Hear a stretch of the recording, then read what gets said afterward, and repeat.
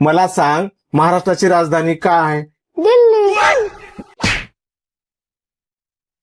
तुला परत एकदा विचारतो, महाराष्ट्राची राजधानी काय आहे? तुला मी शेवटचं विचारतोय आता, नीट विचार करून उत्तर द्या.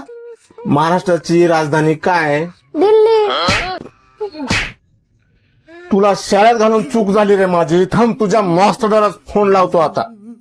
हॅलो, हा, तुम्ही शाळेचे शिक्षक बोलताय का? होय, मी शिक्षकच बोलतोय. मला सांगा, महाराष्ट्राची राजधानी काय आहे? मुंबई. बरं, ते जाऊ द्या. मला सांगा, तुम्ही कोण बोलताय?